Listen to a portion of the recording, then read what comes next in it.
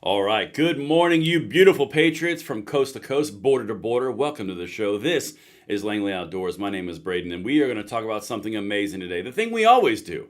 The Second Amendment, what's going on, the country, what's going on, and how we're going to fix both of them together. And what we have for you today is we actually caught MSNBC's soul leaving its body when they're trying to figure out why the black vote is leaving Kamala Harris. Guys, you're going to love every second of this. Now, as you get in here, of course, this is one of our live segments. Make sure you hear me 5x5 with the audio and the video, and you guys are going to enjoy every second of this. I almost guarantee it. Like Men's Warehouse, but I can't infringe on the copyright, so let's just say almost. And of course, guys, make sure you hit that like button, subscribe to the channel, turn the notification bell on. We are about to dive into something that you are going to absolutely love. Let me get myself out of the way. We are going to take a journey into MSNBC's Alex Wagner. Now, here's something that you really have to understand. If you're going to get into the politics world, get into the two-way world, the gun world, any kind of politics in general, you have to understand what the Democrats, the gun controllers in this case, always do. They divide everyone into buckets. Everyone's got a bucket. There's immutable characteristics. You got this bucket that represents this demographic, this bucket, that bucket, this bucket. And then when you have all the buckets organized, you pit those buckets against each other. That way you can say that bucket doesn't like this bucket. Therefore, the bucket that's not liked needs to vote for me because I'll make the other bucket like this bucket. Literally, it's a simple alliteration, but that's effectively what happens. Now, when one of those buckets, in this case the black vote, starts to leak out of the bucket, they've got to figure out why, and they start asking questions, which is very uncomfortable because sometimes you do it on live TV, like what I'm about to show you right here. Let's get into this. You're going to love every second of it. Watch Alex Wagner's face when her soul leaves her body when the black vote is explained why they don't like Harris. Guys, this is the stuff of legend. Let's get it. What are your feelings, and let me start with the women here, about Kamala Harris? She's a woman of color. I'm not putting her down because of that, and I'm not putting her down because she's a woman. I'm not a feminist, so I'm sorry. But at the end of the day, I don't think that she has the personality. I don't think that she has what it takes to go up against Putin and go up against these other presidents that are built for this.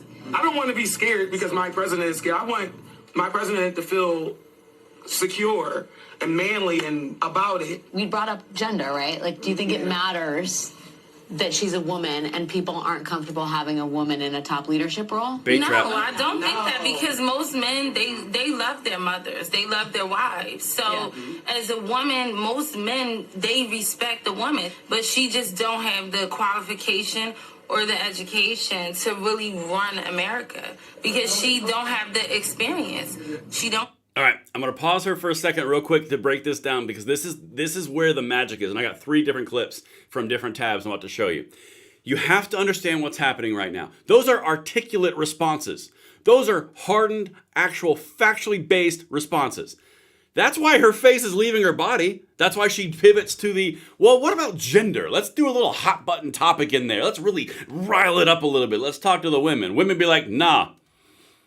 Now, what I want to pay attention to here is what the first woman said. I don't feel like she's got it. It's a feeling. It's an observation. It's a perception. This is where it starts to fall apart for the left. When you've got the feelings going against the left, they've got nothing because they live in the world of feelings. Not hating on it. It's just an objective fact. So what she's saying is, I'm not a feminist. I don't care. Sorry, I don't feel like she can stack up to the other leaders of the world. Okay, that's a feeling. Second person, she does not have the qualifications. She is not ready for the position. She hasn't done anything. Those are articulate responses. All right, let me keep going because you got to go to the gender thing, right? Listen to this and then we'll just keep on going.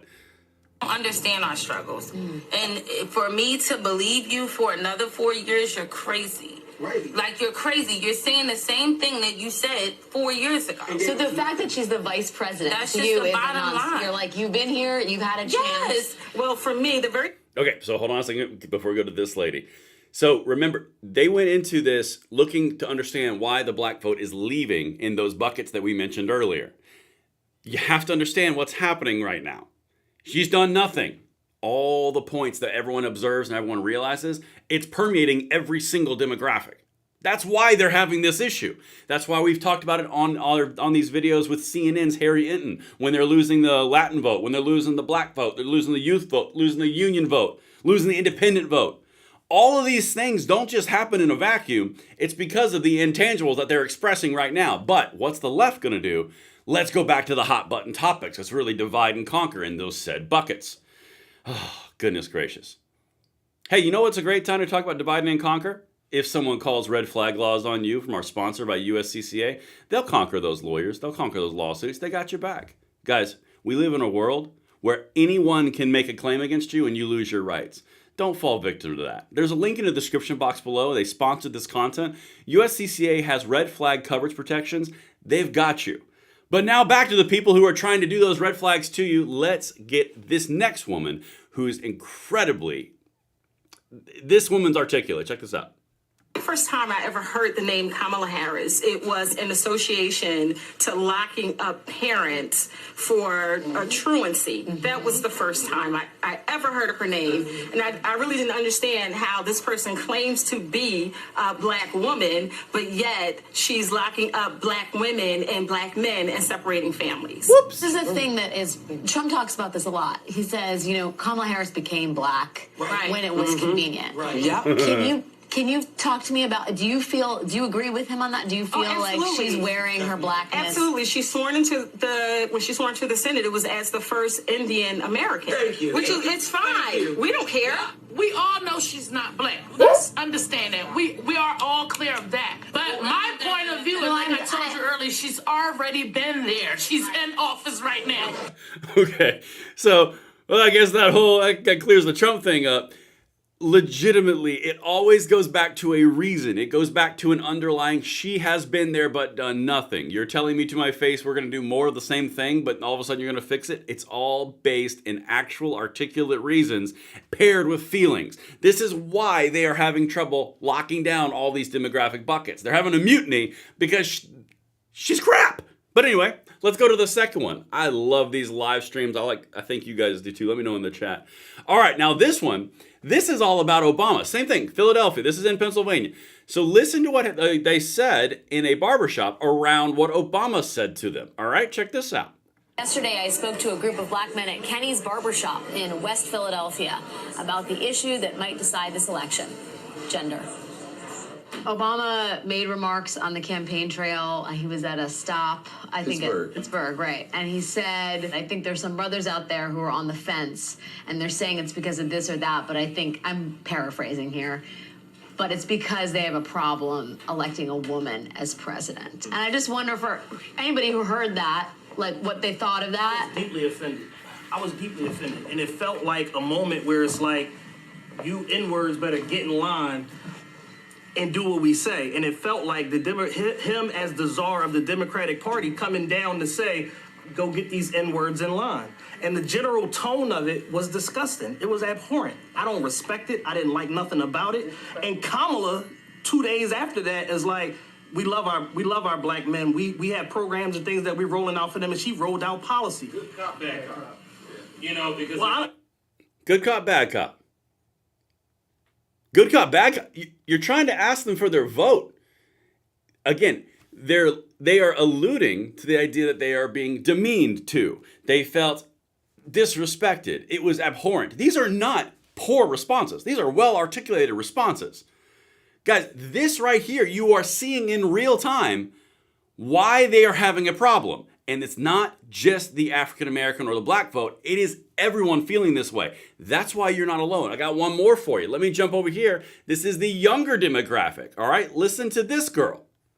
I agree with the idea of mass deportation, largely. You have criminals in this country who are destroying our nation. Like, as a taxpayer, we have to pay for these guys to have luxuries of life. We don't get anything, especially black Americans who suffer so much in the system under Democrats. We know that he's going to win because he is the best for America. He's worried about our economy. Well, Democrats have been in charge for 40 years. We're voting for Donald Trump unequivocally. Period. That's her face. No one else is going to persuade us. We 2 weeks out, and we won't sleep until November the 6th. I'm voting for Trump, definitely.